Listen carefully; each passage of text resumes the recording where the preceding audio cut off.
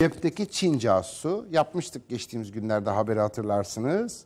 Görülmedik boyutta veri ihlali yaptığı öne sürülen sosyal ağ TikTok'un Türkiye'de 30 milyon kullanıcısı var. Verdiği izinleri gözden geçirin. Burada izin istediğiniz kadar gözden geçirin. Cepteki Çin casusu dediği TikTok. Eğer TikTok'unuz varsa hiç kusura bakmayacaksınız.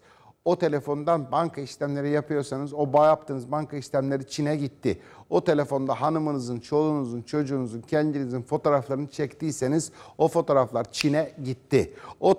O telefonda biriyle mesajlaştıysanız konuştuklarınız Çin'e gitti. O telefonda siz farkında değilsiniz ama mutlaka kameranız açıldı. Siz evdeyken hiç farkında olmadan videonuz kaydedildi. Geçmiş olsun. Telefonunuzda TikTok var mı? İster iOS olsun telefonunuz, iOS olsun, isterse Android olsun, fark etmez. Telefonunuzda TikTok yüklü mü?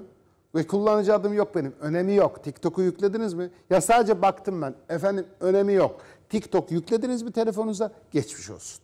O telefondan bankacılık işlemi yaptıysanız gitti o bilgiler. Yarın öbür gün çıkacak. O telefondan Netflix'e girdiniz, film izlediniz. O şifreniz gitti. E-maillere gittiniz. O şifreniz gitti. Evde çoluğun, çocuğun, eşinizin fotoğraflarını çektiniz. O fotoğraflar gitti. Hiç kimse kusura bakmasın. Sonra ağlamak yok. 30 milyon insan varmış Türkiye'de. Yüklemeseydiniz. 30 milyonun bütün bilgileri şu anda Çin'de. 30 milyonun içinden ayıklayacak da benim bulacak, kullanacak. Hiç belli olmaz. Neler çıkacak. Çoluğunuzun, çocuğunuzun karşısına neler çıkacak. Yarın çocuklarınız büyüyecek. Bir işe girmeye çalışacaklar. Bakın o fotoğraflar nasıl karşılarına çıkacak. Nasıl şantajlar, ne rezillikler, ne rezaletler. O fotoğrafların hepsini alacaklar, bir site açacaklar.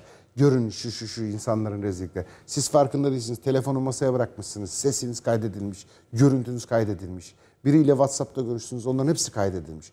Çok büyük rezalet çıkacak. Çok büyük.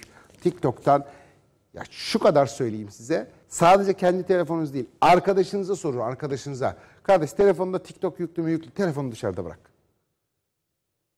Evinize telefonunda TikTok yüklü adamı evinize misafir almayın.